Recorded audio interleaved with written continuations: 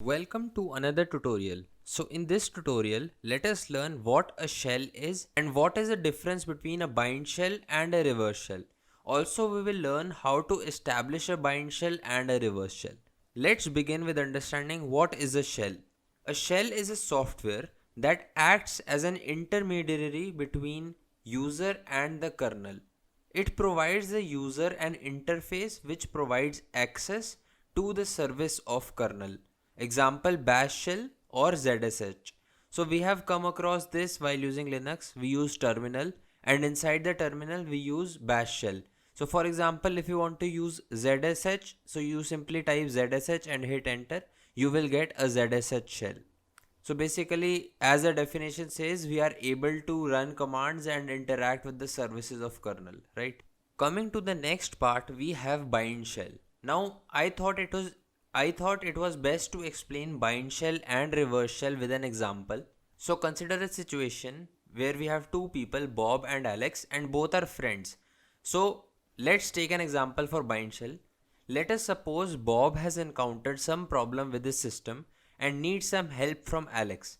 He simply binds his shell. So if he's on a Windows platform, he will send command.exe, or if he's on Linux platform, he'll send bin/bash to a specific port and send Alex its port number and other details.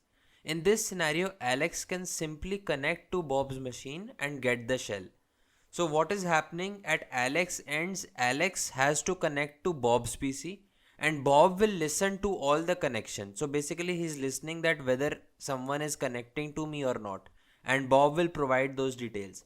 So let us create an example and see how will this happen. Now I will be explaining in a single operating system, the Kali machine, by taking the help of two terminals. However, if you want to run two different virtual machines side by side, two Kali Linux or maybe one Windows and one Linux, that will also do fine. So we have two terminals over here.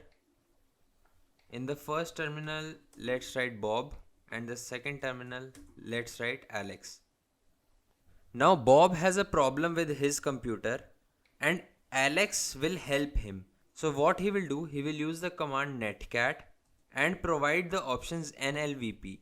So let us see what nlvp means. So we can first go to the help menu. And here let's see what nlvp means. If we are supplying n, it means do not resolve an IP address. Now next option is L. It means that we need to listen. By the definition of bind shell, Bob will listen to connections. So and L is for that. If we come to V, V is for verbose. So basically we will get details as soon as the connection is established. Whatever details that tool is doing, so we will get that. And last is the P, where we supply the port number. So on which port number the connection has to be established. So this is Bob's machine, again I'll type, and this is Alex's machine. So Bob types this command nc-nlvp and he will provide a port number. Let's say he gives any random port 3345, and then we will provide -e bin/bash. So what -e does, it will basically give access of this as soon as the connection is established. So let us hit enter. So now it says listening on any 3345. Now since I am running this on one machine only, just to explain you with the help of an example, what I'll do, Alex will type this command netcat followed by the IP address to which it wants to connect. Now if we have two different PCs, then Alex will provide the IP of Bob and the port number of Bob. But since they both are running on the same machine, so we'll give this localhost IP which belongs to this computer only. And then we will give the port number which is specified over here, 3345.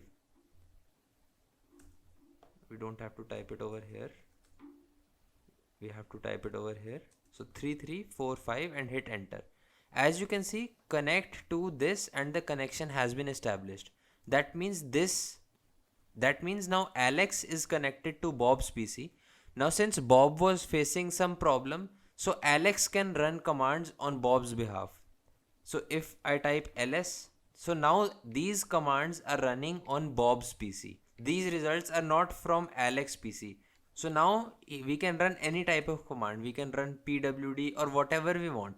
So this was an example of bind shell. So this was the case scenario where Bob was in problem and Alex was there to help him. How a bind shell would be established. This is the general scenario. However, attackers use this to establish a connection with their victims. Now let us move to the reverse shell and understand what is it and how is it different from bind shell. Alright, so let us move to the reverse shell. Now the situation is a little different. What is the situation? Let us suppose after some days now Alex messes up with his system and now he asks Bob for help. But in this case the bind shell cannot be used because Alex doesn't have a public IP and his system is not available publicly. Okay, so by now you know what a public IP is. We discussed that in networking section. Now to solve this problem, Alex sent his command prompt to Bob.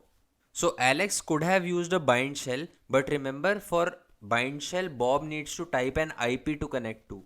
But as it is saying, Alex doesn't have a public IP. So that bind shell is not possible over here. What is possible? A reverse shell. Now you must be wondering that without an IP and Alex has to provide the shell also, so how will that happen? Let us see that how will that happen.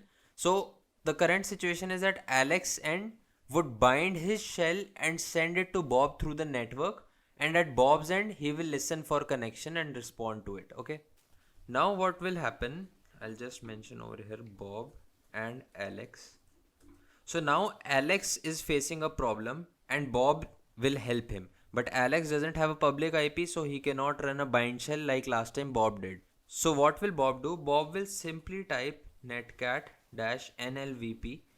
and he'll again create a listener. Okay, so let us give any random port again. We'll give 3345 and hit enter.